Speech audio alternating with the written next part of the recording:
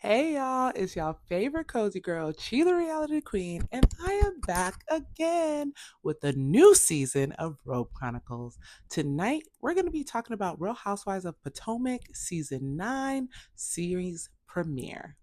Season premiere, actually. Okay, these fools had the audacity, in fact, I'm going to say audacity, to start this episode off with a reenactment of Karen's DUI crash. And honestly, it's not Housewives if there isn't some unnecessary shade about a serious ass situation. Like, I don't know what happened for real. Like, obviously, none of us really know what happened just yet. We have, apparently it's going to court or whatever, or maybe it's already gone to court. I don't know. I haven't read the details. But, like, y'all trying to make me laugh, and this is supposed to be serious. Then they move to Giselle on the phone with Ashley, and she's headed to Karen's house. Um,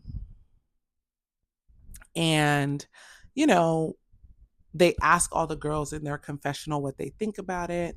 Um, Ashley looks terrible in her confessional look. Like, I don't know what she was thinking with that wig, but it was not good. Like, Ashley has had some of the worst confessional looks, I think, of this series. Like, and the thing is, the confessional is your time to really like bring it.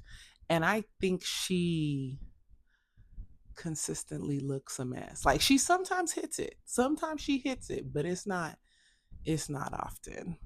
Um then Giselle gets to Karen's house. She picks Karen up. And they go out to eat, and she's asking Karen about the case. And she's saying, like, I can't talk about the case in detail because it hasn't yet been adjudicated. And I mean, it's true. I feel like the rules are always shifting. And I think Candace mentioned this. Shout out to her, even though she's not on this season, is like the line is always moving for certain people, and not for certain people, because I think if it's you, then rules apply. If it's not you, then the rules don't apply. You know what I mean? Like, because when someone asked Ashley about certain things with her husband, she was like, "Oh, I don't want to talk about it," or this and that, and all this stuff. And everybody knows how to draw the line when it's their situation, but when it's someone else, they want people to talk. So I think it's not just Candace or Karen or whatever. It seems like everybody has that expectation of the others. Um, it seems like Giselle is really worried about Karen. Like, I know they have a lot of beef. They're really shady back and forth. But I think she came off concerned, like truly, truly concerned, which I think her energy just in these first few moments of this episode is different. I think it's a very different energy that Giselle is coming to this season with. I don't know if it's because she's lost her father. I don't know if it's because she's lost her partner in crime on the show, but it seems like her energy is coming from a different place. Maybe because her daughters are gone. There's so many things that could be causing this shift, but yes, it's definitely felt. Um, but then while they're out to eat, the manager comes and of the restaurant comes and drops Karen off a donut, and he makes a little statement about how he's never seen Karen drink at his establishment. And Jizzy can't go without being shady. It's like, you don't even serve alcohol. He was like, look behind you. I do. And I know those ladies enjoyed that moment because they felt like, oh, we about to be on TV. And then like he high five Karen and whatnot. I don't know. It's Giselle felt like it was a setup. I, as a viewer, felt like it was a setup. Like, I love the Grand Dame. That's my girl. Y'all know that. I have consistently stand her on this side. But like, I don't think she's above setting up a moment on camera to look good. Um, then they talk about Giselle is gonna throw a birthday lunch for Karen, and she wants to know who to invite and what have you. and she's inviting all the girls plus the new girls. Um, and then they talk about Mia being messy with her little short boyfriend. And I just think it's funny because I feel that this is just me. This ain't got nothing to do with nobody on the show. But I feel like Mia is trying really hard to exude happiness with this man. Um, and I feel like maybe she is happy, right? I don't know if she's happy or not, but I feel like she feels that she has to be like, I'm over the moon with Ink. He's the best thing that's ever happening to me. Living in my truth, living in love. And it just seems a bit much. But that's just me though. Um, then they talk about then they move on to Mia out with Gordon getting ice cream, and Mia's telling Gordon that Ink wants to do a paternity test on Jeremiah. And honestly, this is the tackiest thing or tackiest conversation I think that has ever been brought to Real Housewives. Maybe not. Maybe not. But this series, okay? I haven't watched all the series, I'll admit that. But this is pretty low. A paternity test from your mistress. It's not a mistress, a mister. Is that what they're called when they're a man? It just gives low class. Like, you said these kids were artificially inseminated or however you got them, but you don't know the paternity. Like, girl, that the math isn't even mathing on this one, or the science isn't even sciencing on this one. Like, why is he concerned, you know? And Gordon is rightfully upset. I would be too. Like, Mia, why are you playing with me? But I think that Gordon, for the sake of his check, is willing to go along with this, you know? Then we see Ashley. She's meeting with attorneys, and girl, we not about to drag this fake divorce out another season. Like, you gonna be sipping Coronas telling the girls that you haven't divorced him at the end of this season. Like, I don't want to hear it anymore. I feel like Ashley, she can't divorce him unless she finds another man that could provide for her as much as he could. Ashley's not leaving him. She doesn't have anything to her name.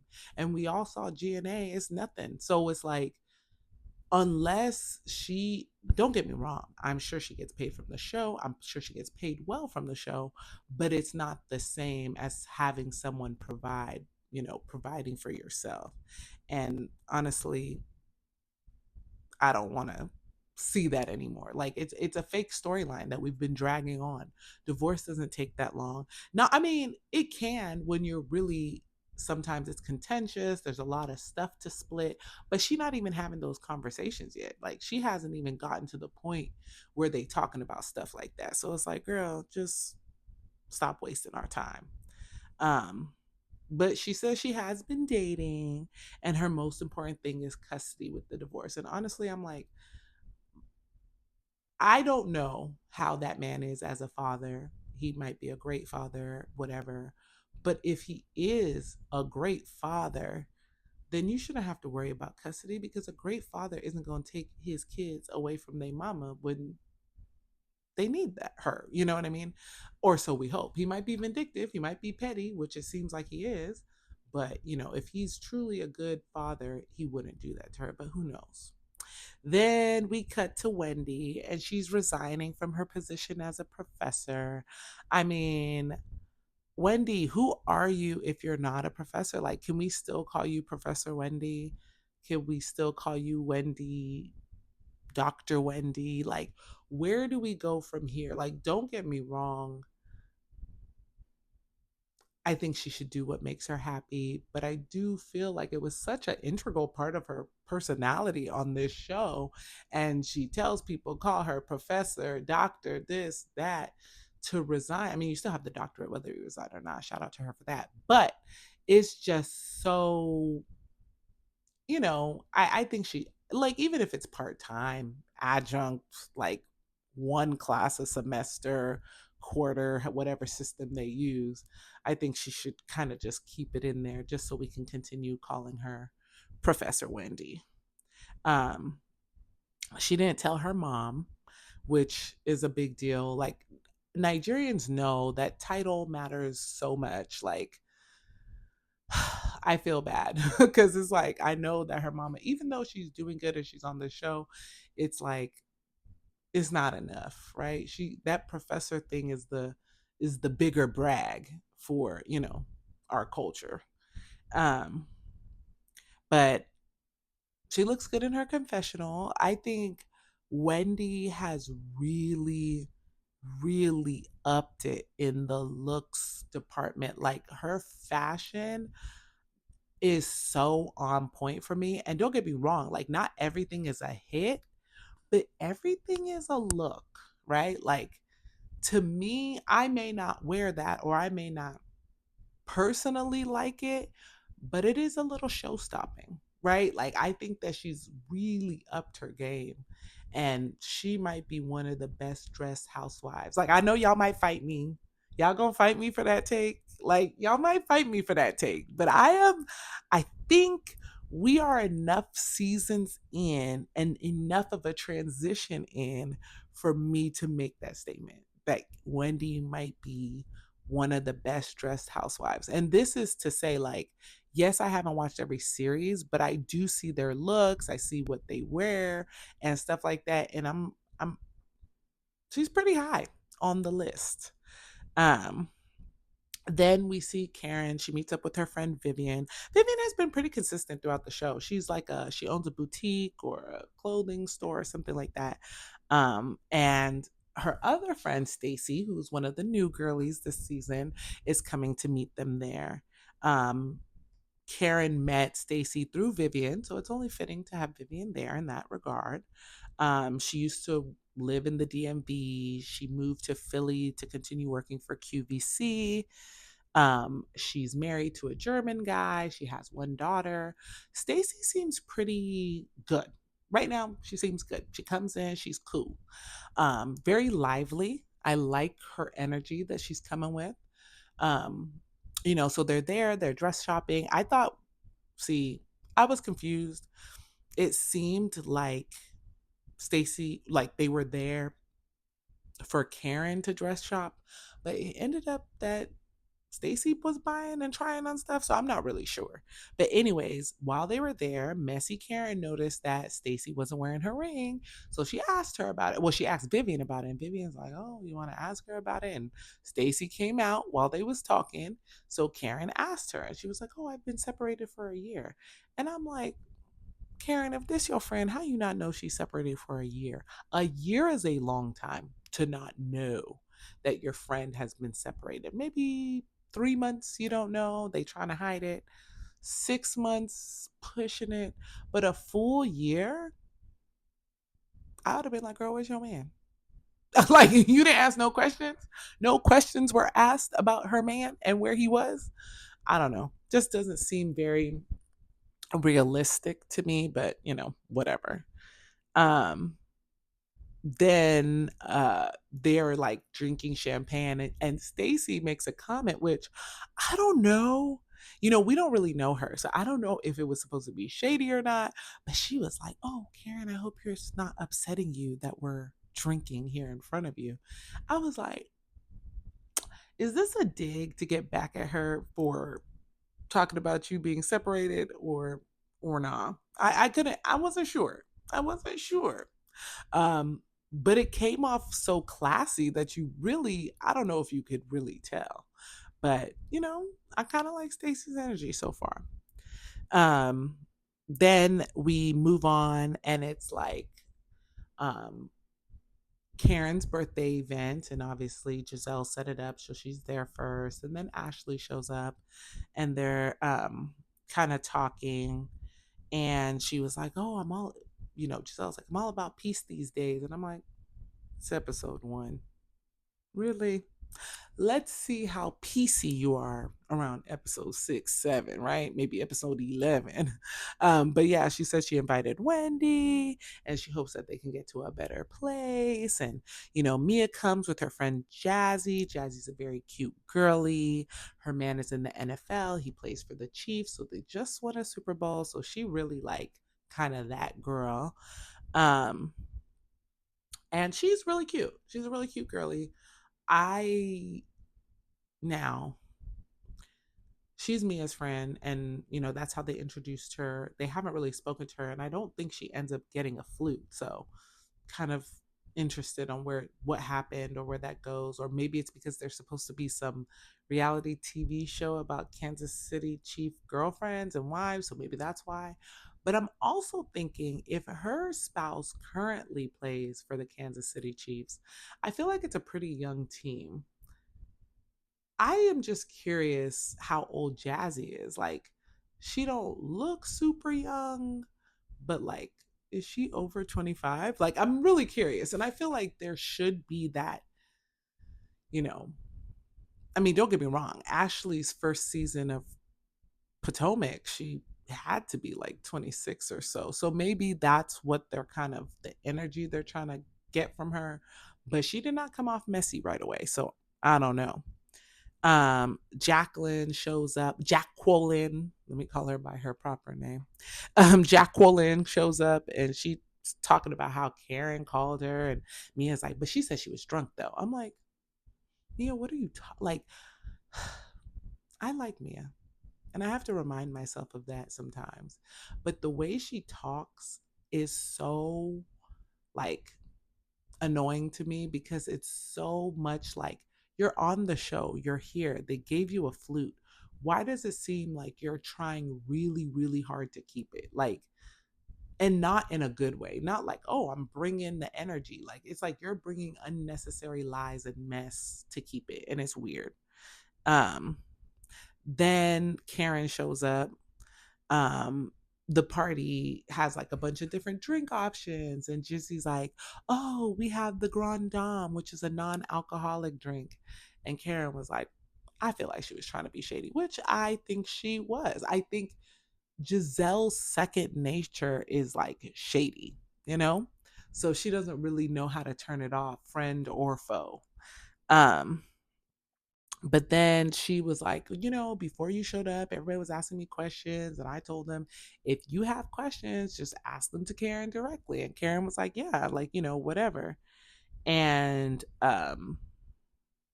Jacqueline starts being a little shady, and what she says, like, oh, we don't know, we have to wait and da da da and see how it turns out or whatever. I don't know exactly what she said, but it sounded a little shady. And Karen was like, I think this is a time for me to find out who my real friends are, who's gonna stand behind me, who has my back.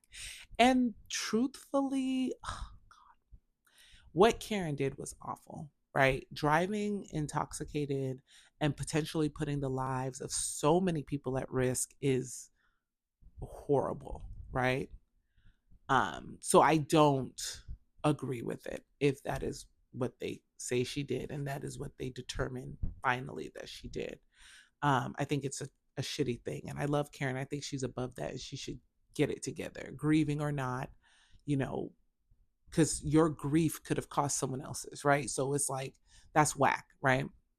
But I'm kind of on her side with the like, you get to find out who your real friends are, because when you go through tough times, that's when you find out who stands beside you, who's behind you. Like, you can admonish your friends. You could tell your friend, like, hey, you effed up, you did wrong, that was bad. Why were, and you get mad at them and kind of give them that reality check.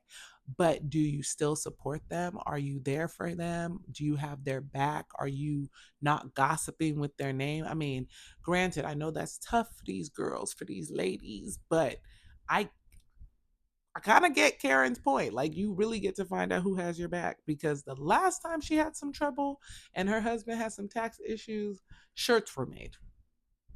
Like, so I get it. Um then Jizzy brings up, GNA, and Wendy shades it, talking about the website don't really have nothing. And I love, because Potomac always gonna let you know. They put a little pop up. That website don't have nothing on it. I don't even know why they're still talking about GNA. Like, I know it's like I guess maybe something they could use for the show and pushing it forward in their story, because Ashley doesn't really have one. But mm-mm. Then Mia talks about how G has been leaning on her in ink, and she's been doing his dirty laundry and having ink fold his underwear. I'm like, I don't even understand. I don't understand Mia. Like, I want you guys to help me understand her because I don't. I just don't. I don't get it. I don't get it. I don't get it.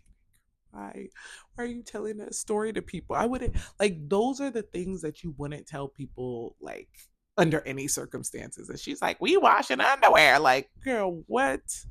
Um, and Jacqueline is talking about how she thinks ink is really good for Mia. And honestly, I really liked Mia and Jacqueline's friendship when I first saw it. I feel like their friendship has now gotten to a point where it's just Jacqueline trying to suck up to Mia to kind of keep her spot because she realized that her only connection to the show is Mia. So if she's not cool with Mia, no one else is going to bring her in because she tried it with Charisse, but Charisse was hanging on by a thread. So it was like, you can't get in through someone who's not in, you know? And so she couldn't really get herself there as long as she wasn't cool with me. And so I think she's like, oh, I got to keep this friendship by any means. That's the way it seems. It seems like there was a by any means contract that was signed. Um, and yeah, it's weird because she's like, oh, I felt like Mia and G was more of like a business deal and not so much like a relationship like it is with Ink and da da da da da. And I'm just like, it's giving ass kisser. It's giving I'm going to say what I can whatever I have to stay on this show. Like, I don't know. Jacqueline, I feel like the energy she had the first go round, not saying they didn't beef, not saying they didn't have a problem, and I didn't like that. But before all of that beef, it seemed like she was just a really good friend. And now it seems like she's a really good ass kisser. I don't know. Not really a fan of how her energy is coming this season. Um, Then Karen brings up what G said about the babies and how she's kind of letting her kids be plastered all over everywhere because of, what's been being said. And Jizzy jumps in saying, like, you're not protecting your kids at all costs when that's what you really need to be doing. And Mia gets up and she gets mad and runs away and starts crying. And, she's yelling at Karen and Jizzy and whatever. And honestly, I don't think they're wrong. I don't think that Mia, and this isn't to say she's a bad mom. So I think there's a little bit of conflation between the two, but I think she just really doesn't care about like how things look. You know, she didn't protect her kids from the gossip and the blogs and this. Like, that is a part of being on this show. Like, one thing about Giselle, and I think, and most of all the parents on this show, is no one really talks about the kids. Like, people couldn't stand Giselle, but Grace, Adore, Angel, no one wanted those girls to have a bad reputation or look bad. Or, that's why I think it was so frustrating when people felt like Giselle was using them to kind of like make Wendy look bad or something. Cause it's like, no, I don't think anybody like wants that for anybody else's children. And I think it was, nice of Wendy because Wendy could have stayed silent. But I think it was very nice of Wendy to hop in and be like, we're all mothers and that's really low. Although I don't think that Giselle and Karen were wrong. I think they were very correct in their assessment of how Mia is moving with her children or whatever. But that's pretty much how the episode ends. Mia walks out and she's crying. She's in the bathroom, whatever. And I just think that this first episode, I think Candace was missed. I do think so personally. I don't think Robin was missed. I think that it has pushed Giselle to work a little harder because now she has to communicate with more people in this group because she doesn't have that crutch of Robin and Ashley.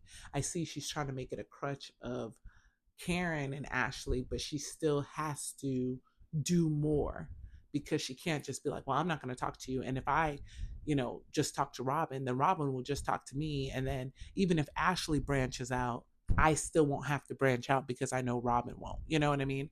And I think that kind of is helping the progress of the show, it seems like, because they seem a little bit more cohesive even in just episode one. Kiana was definitely missed this episode for me because I think she is a very true fashion cute girly. So she was definitely missed as well this episode. um yeah, definitely excited for this season, a little bit, a little wary. I'm just interested to see what they have going on.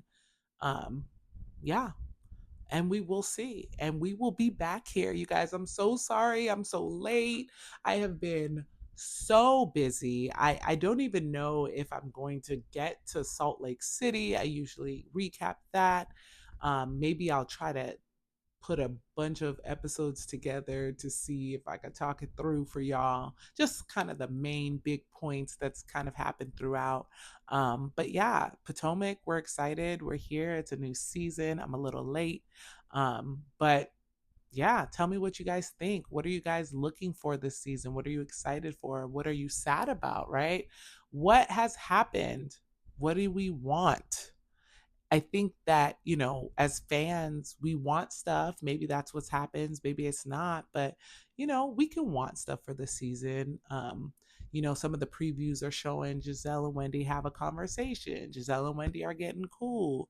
Karen seems to be kind of deflecting and falling out with people. We're just excited to see what goes on. So, whatever you do, please like, comment, subscribe, share these videos. We're back again, and I will see you guys next time. Bye.